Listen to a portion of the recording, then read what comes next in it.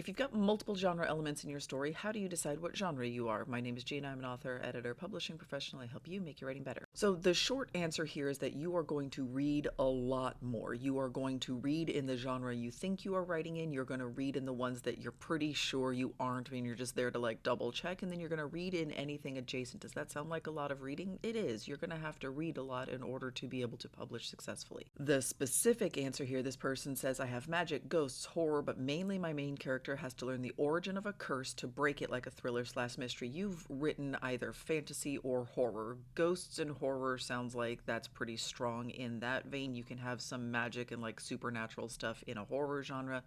It sounds to me like you are either writing a fantasy or you are writing a horror, and the magic elements are just sort of like incidental to that. Because if you think about who's going to buy this book, and if you were to go to a bunch of John Grisham, James Patterson fans and be like, hey, do you want this book with all of these ghosties and magic in it? They are going to say, ew, no, thank you, I don't want that. However, if you go to fantasy and horror writers and you're like, would you like something mysterious to read about? They would be like, yes, thank you, I would love that. So in this case, the stronger genre, the one that is, for lack of a better term, more alienating, that's the one that you're going to lean into. Another way to look at this is that fantasy is its own genre. Yes, thriller mystery is its own genre, but those are structural. You can have thriller and mystery elements in any genre. You can have a structural, like ever increasing sense of anxiety and a question to answer.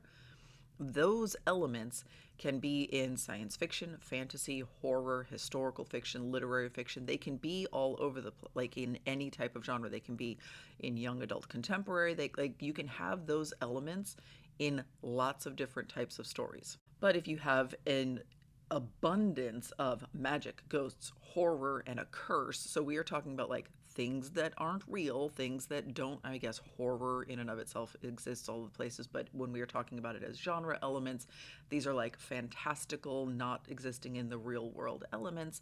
Those things, if those are strong in the story, then that is the genre. And again, the only way that you're going to get good at identifying this is by reading a lot.